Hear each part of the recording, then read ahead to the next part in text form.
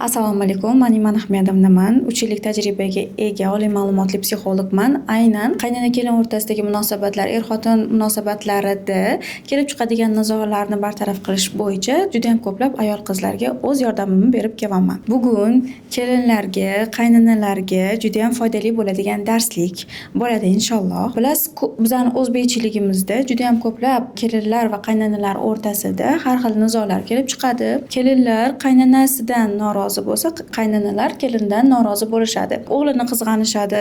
Qaynona tarafdan qaraydigan bo'lsangiz, o'g'li o'zgarib qolgandek, kelin tarafdan qaraydigan bo'lsangiz, o'g'li onasining gapidan chiqmaydigandek tuyuladi. Uzoqdan, tashqaridan qaraydigan bo'lsangiz, ikkala holatga xuddi bitta insonni yoki bitta qo'g'irchoqni, o'yinchoqni ikkita inson har tarafga tortib urishayotgandek, talashayotgandek tuyuladi. Keling, bugun aynan qaynona-kelin o'rtasidagi mojarolarni, nizolarni kelib chiqishini psixologik sabablari haqida gaplashamiz. Eng ko'p tajribadan o'tgan, sizga yechimlarni beraman xudo xolasa, yaxshi munosabatlar yaxshi bo'lishiga va eng ko'p o'sha ayollarni tahlil qilish natijasidagi sizga tahlillarni keltirib o'taman. Psixologik tahlillarni keltirib o'taman. Xullas, bugun gapiradigan gapim hammaga ham to'g'ri kelmasligi mumkin, lekin hamma o'zini ko'rmasligi mumkin, lekin 99% ayol qizlarda bo'ladigan ong ostidagi dasturlar natijasida qaynona-kelin o'rtasidagi mojarolarni gaplashamiz. Xullas, agar kelin tarafdan qaraymiz, agar kelin ong ostida men begonaman, begonalik programmasi dasturi ostida yashaydigan bo'lsa, deylik bu dastur yoshligida ota-onasi bilan munosabatda qanaqadir o'zini begonasirash yoki qo'ni-qo'shni, qarindosh urug', dugonalarning oldida o'zini ortiqchadek, begonadek his qiladigan bo'lsa, bu dastur shakllanishni boshlaydi va u kelin bo'lib borgan uyda ham o'zini bitta oila, bitta komandadek his qila olmaydi-da. Ular bir-birini o'zini shu oilani oldida begonadek his qilaveradi. Begona ona, begona erkak, begona qaynota, begona oila a'zolaridek his qiladi o'zini. Shuning uchun ham qo'shib keta olmaydi, birlashib keta olmaydi. Begonasiraganligi sababli har bitta qilmishi, qaynonani qilmishi yoki erni qilmishi, xatti-harakatlari unga sen begonasan degan narsani ko'rsatishni boshlaydi. Ya'ni ong ostida nima gumon bo'lsa, ko'z o'shani ko'rsatishni boshlaydi. Ularning har bitta xatti-harakatidan meni qo'shishmayapti, meni begonadek qilishyapti, meni oila a'zosidek qabul qilishmayapti degan ichida hissiyot bo'ladi va mana shu hissiyotini ular aks ettirib beraveradi.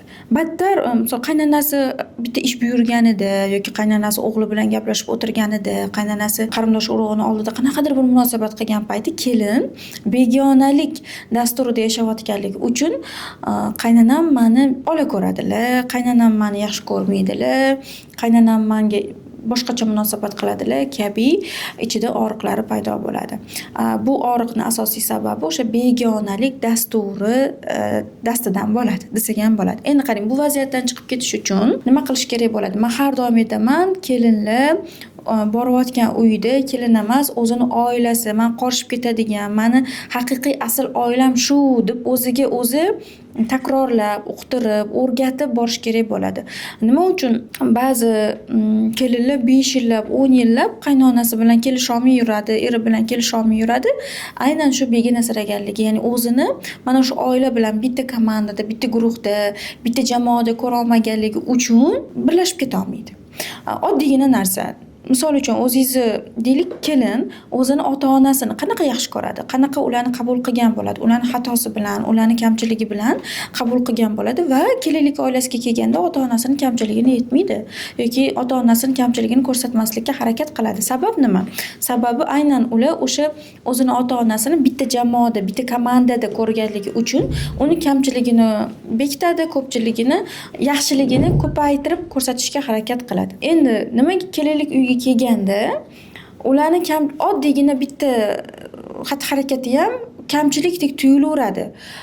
O'ta og'riq beraveradi va uni biz kelinni nima qilamiz?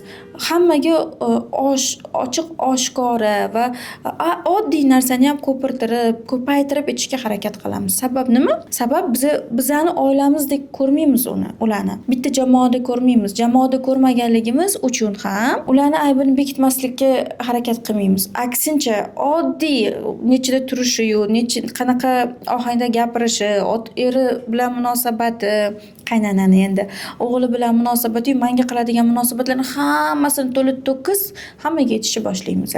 Sabab bitta. Sabab biz ularni o'zimizni komandada ko'rmasligimiz bo'ladi. Tasavvur qiling, futbol o'ynalyapti-da, ikkita komanda bor. Ikkita komanda nechtadir ishtirokchidan iborat bo'lsa, o'sha 11 tam 12 tam ishtirokchidan iborat bo'lsa, o'sha ishtirokchilar 10 ta deylik, 10 ta ishtirokchini hammasi bitta jamoa uchun harakat qiladi. Ularda kimdir kamchilik qiladigan bo'lsa, kimdir xato harakat qilib yuboradigan bo'lsa, bekitib qaysidir bittasi o'rnini yopib ketishga harakat qiladi. Oilada ham xuddi shunaqa. Bitta jamoada bo'lindimi, demak bu meni oila a'zoyim. Qanday bo'lishidan qat'iy nazar, qiyshiq bo'ladimi, yomon bo'ladimi, qizg'anadimi, nima bo'lishidan qat'iy nazar, bu meni jamoam, bu meni oilam, bu meni komandam deb qarashni boshlagan inson uning kamchiligini bekitishni boshlaydi. Kamchiligi bilan qabul qilishni boshlaydi.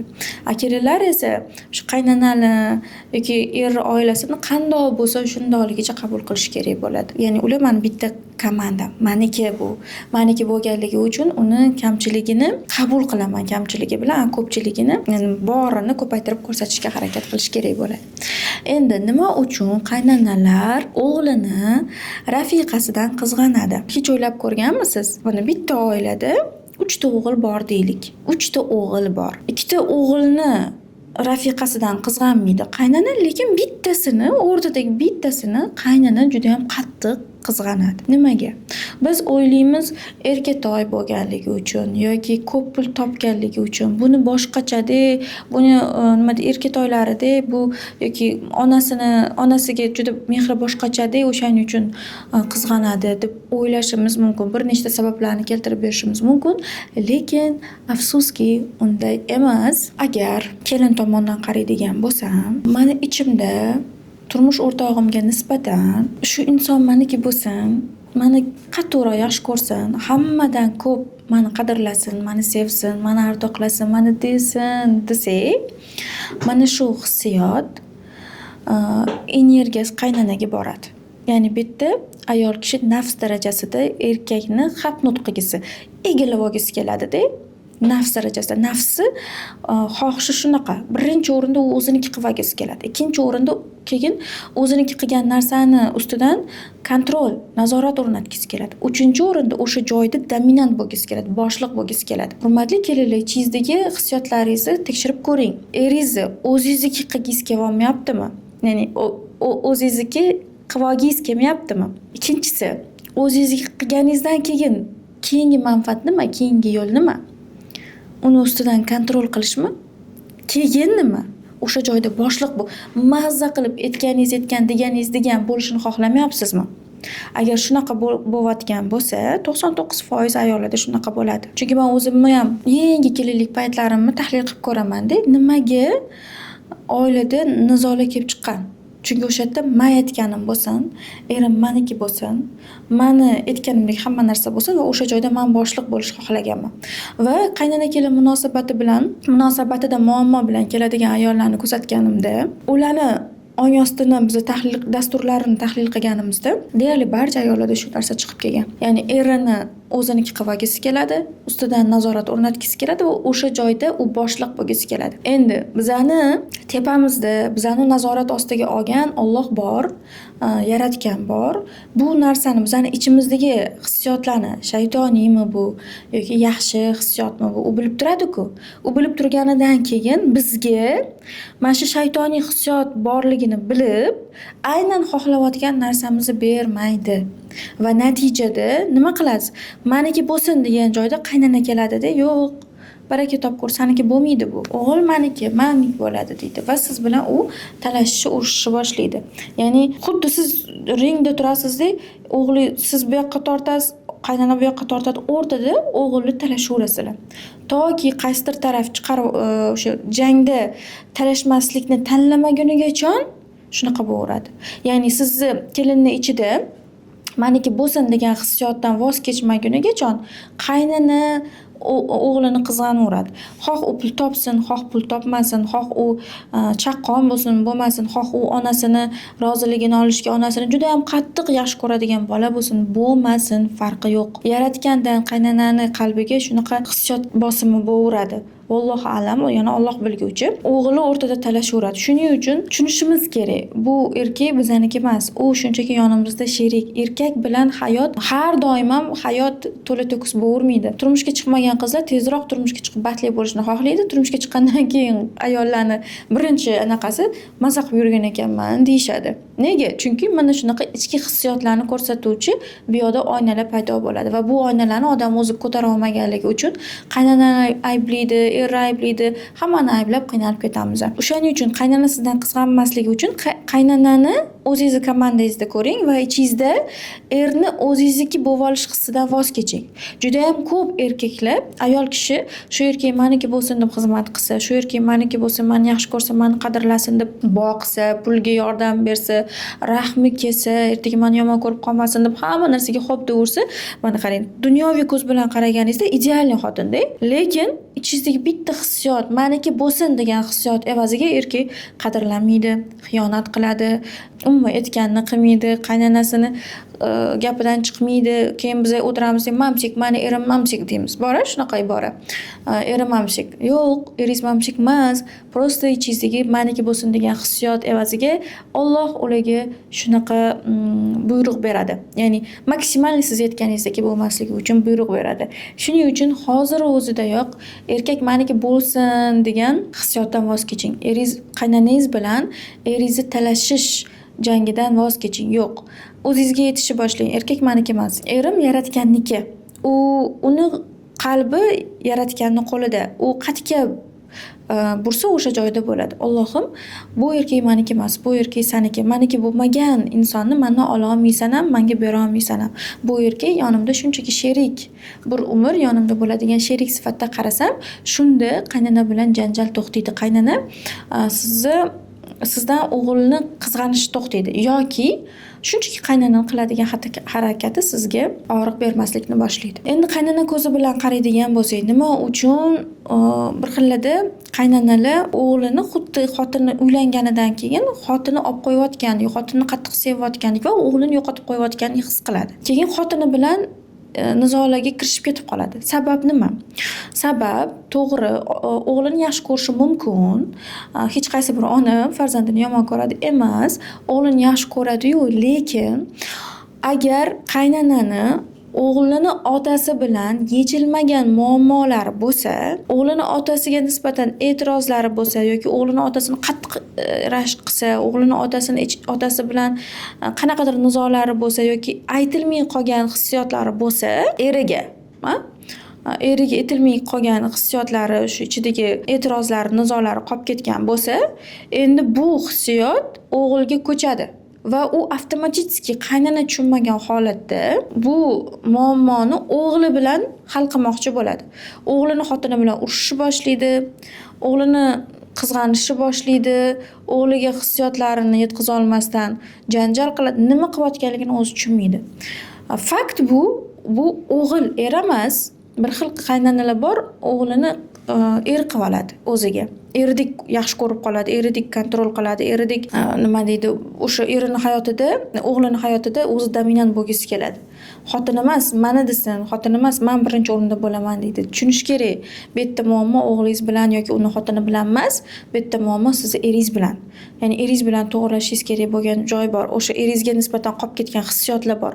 Rashk bor, qizg'anish bor, aytilmay qolgan gaplaringiz bor, yetkazilmagan hissiyotlaringiz bor, e'tirozlaringiz bor, nizolaringiz bor, alam, nafratlaringiz bor. Ularni eringizga yetkazsangizgina o'g'lingizdan keladigan og'riqlar qaynonani og'ritmay qo'yadi. Keyin kelin tomondan qaraydigan bo'lsak, agar erkak kishini ichimizda erkak kishiga nisbatan tan olmaslik bo'lsa, misol unga qanaqa erkak bo'lishni o'rgatmoqchi bo'lsa ichimizda, unga nisbatan atsang baholashimiz bo'lsa, unga e'tirozlarimiz bo'ladigan bo'lsa, avtomatik bu erkak o'sha energiya boradi-ku. Bu erkak qochishni boshlaydi ayolidan. Qattandir uni qadrlaydigan, unga e'tiroz bildirmaydigan insonni qidirishni boshlaydi. Onasi bo'lishi mumkin yoki boshqa inson bo'lishi, boshqa ayol bo'lishi mumkin, shuni qidirishni boshlaydi. Endi qarang, bu vaziyatlardan chiqib ketish uchun, qaynona kelin nizolarini yo'qotish uchun nima qilish kerak? Har kuni vaqt ajrating o'zingizga. Bizni haqiqiy solih ayol qanaqa bo'lish kerak desa, hech qachon bizga bola oilasini boqqan, oilani tebratish kerak bo'lgan deyilmaydi. Shunaqa ayol bo'lish kerak deyilmaydi. Misol hamma ishlarni hal qilib yurgan ayol bu haqiqiy asl ayol deyilmaydi, to'g'rimi? Istalgan insonni ko'zini oldiga haqiqiy ayol kim deb so'ralsa, uyida bolalariga qaragan, yaxshi tarbiya bergan, uyida yumushlari bilan band bo'lgan, oilasini haqqiga duo qilib o'tirgan, eriga itoat qiladigan ayol ko'zini oldiga keladi. Hammani ko'z oldiga, to'g'rimi? Endi shu fazilatlarni ayol kishi o'zida saqlagan holatda har kuni hech bo'lmaganda yarim soat, 1 soat vaqt ajratish kerak. Vaqt ajratib, qaysidir duolarni o'qib, qaysidir misol uchun surani, oyatlarini o'qib, ilohiy qonunlardan o'qib, erini haqqiga duo qilish kerak bo'ladi. Eng yaxshi niyatlarni, tilaklarni tilab, hamma niyatlariga yetishlarini tilab, shuningdek gunohlari kechirilishini so'rab, xatolari kechirilishini so'rab, aynan turmush o'rtog'ingiz haqqiga har kuni yarim soat o'tirib, 1 soat o'tirib, qaysidir duolarni o'qib, istalgan duoni o'qish mumkin. O'qib, keyin ularni haqqiga tinmasdan duo qilish kerak bo'ladi. Har kuni yarim soatdan 1 soatdan o'tirib, eringiz haqqiga duo qilib ko'ring. Keyin ko'rasiz, qanchalik bu erkak sizni eshitishni boshlaydi, qanchalik bu erkak sizni qadrlashni boshlaydi. Hamma misol uchun nima deydi, xarajatlaringizni qoplashni boshlaydi, ishlari yaxshi bo'lishni boshlaydi, siz tarafga yurishni boshlaydi. Qaynanalar ham xuddi shunaqa. O'g'lingiz haqqiga o'tirib, hech bo'lmaganda yarim soat duo qiling. Qaysidir duolarni o'qing, surani o'qing, qaysidir suralarni, oyatlarini olib o'qib, yarim soat o'tirib o'g'lingiz haqqiga duo qilib ko'ring. Shu insonning ishlari yaxshi bo'lib ketishi uchun, oilasi bilan baxtli bo'lib ketishi uchun, misol uchun yomon yo'lda yurgan bo'lsa, yomon yo'ldan qaytishi uchun, gunohlari kechirilishi uchun, ikki dunyoda saodat topishi uchun, Alloh maqtagan insonlardan bo'lishi uchun shularni so'rab duo qilib ko'ring. O'shanda ichingizdagi kirlar, og'riqlar ketishni boshlaydi. O'g'lingizdan sizga yaxshiliklar kelishni boshlaydi, sizni qadrlashni boshlaydi, ishlari yaxshi bo'lishni boshlaydi, sizga siylay rahmni ko'paytirishi, pulni berishi, xullas siz xohlagandek bo'lishni boshlaydi. Shunchaki o'tirib olib, "Men aytganim bo'lsin" deb talashgandan foyda yo'q. Xotiniga ham foydasi yo'q, qaynanaga ham foydasi yo'q. Shunchaki "Meniki emas" deyishni boshlash kerak. Bu Allohniki deyishni boshlash kerak. Jangdan voz kechish kerak va o'tirib Allohga duo qilib, ularning haqqiga yaxshiliklarni so'rab olish kerak bo'ladi. Juda ham katta tezlikda natijalarni ko'rishni boshlaysizlar agar hozirgi beradigan usullardan foydalansanglar. Shu va shu kabi eng yaxshi ma'lumotlarni, o'zingizga tanitadigan ma'lumotlarni mening sahifam orqali topishingiz mumkin. Bizdan uzoqlashmay Instagram, Telegram hamda YouTube ijtimoiy tarmoqlarda kuzatishda davom eting. Xayr, salomat bo'ling.